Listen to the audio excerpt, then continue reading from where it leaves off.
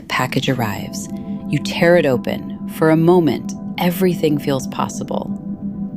And then, nothing. If this sounds familiar, you're not weak. You're not bad with money. You might be shopping for something that can't be bought. Most people who struggle with this have a voice in their head. It says, "You should know better. You should have more control. What's wrong with you?" And so the shopping becomes a secret, or a joke you make before anyone else can, or something you promise yourself you'll fix, starting Monday, starting next month, starting after this one last thing arrives. But what if the problem isn't discipline? What if it isn't a personality flaw or a lack of willpower? What if the shopping is a signal, and it's been trying to tell you something important all along? That's what we're going to explore. Maybe you know this feeling. You're not shopping because you need something. You're shopping because you feel something, and you don't want to feel it anymore. Boredom, loneliness, stress. A day that asked too much and gave too little. So you open a tab or an app, and suddenly there's possibility again. Options. A small rush of control in a life that feels like it's spinning.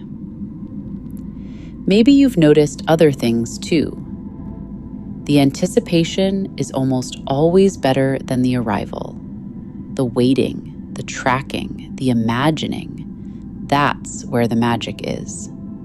By the time the thing shows up, something has already faded. Or the closet full of clothes that were supposed to change how you feel. Tags still on, boxes never opened. Evidence of 100 small hopes that didn't quite land. Or the way you hide what you've bought, not because you can't afford it, but because you don't want to explain it, not even to yourself. These patterns, you've probably noticed them, and you've probably wondered what they mean. Here's the thing nobody tells you. These patterns aren't proof that something is wrong with you. They're not character flaws. They're not signs of weakness or greed or some deep moral failing. They're signals. Your brain is trying to solve a problem. It's reaching for the only tool it knows, the one that's worked before, at least for a moment. The purchase, the click, the brief relief of something new is coming. The patterns aren't the problem. They're symptoms, and symptoms are information. So instead of asking, "What's wrong with me?" what if you asked a different question? What is this trying to tell me?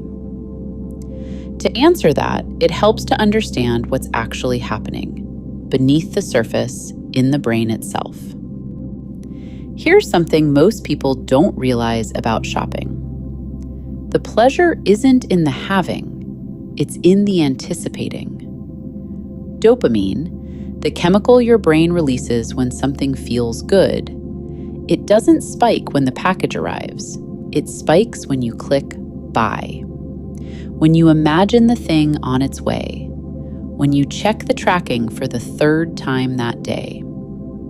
The anticipation is the high. And the arrival? That's when the dopamine drops. The thing is here. The fantasy collapses into reality.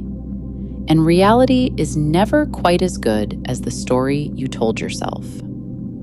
So what do? You go looking for the next thing, the next hit of anticipation. The cycle starts again. There's a phrase that captures this. Most of what we call pleasure is really just the relief of an itch we gave ourselves. The shopping creates the craving. Then the shopping relieves it, temporarily. But the relief never lasts because the mechanism is designed to keep you reaching. This isn't your fault. This is your brain doing exactly what it evolved to do. Seek, acquire, repeat.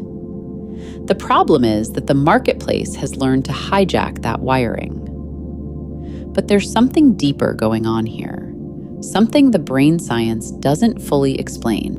Underneath every emotional purchase is a question you're not asking out loud. Will this make me feel in control? Will this make me feel like I'm enough? Will this make the loneliness go away, even for a night? You're not shopping for stuff. You're shopping for a feeling. Safety, comfort, identity, escape. Some version of yourself that finally has it together. The thing in the cart is never really the thing. It's a stand-in, a symbol, a hope that this time the outside will fix the inside. But it can't, because the hunger was never for something you could buy. This is the core of emotional shopping. The purchase is a solution to a problem it cannot solve. And the more you use it, the more the real hunger grows, quietly, underneath, waiting to be named. So what happens when you finally name it? Something shifts. When you see the pattern clearly, not with shame, but with understanding, it starts to lose its grip. You begin to notice the moment before the click, the feeling underneath the urge, the question you've been avoiding. This isn't about willpower.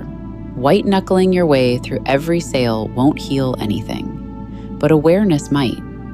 Because once you can name what you're really looking for, you can start to look for it in places that might actually have it. Connection, rest, a sense of purpose, permission to feel what you feel without fixing it. These things can't be delivered to your door, but they can be found. And the search begins the moment you stop asking, "What should I buy?" and start asking, "What do I actually need?" You're not broken. You never were. You were just looking for something real, and the world handed you a buy button instead.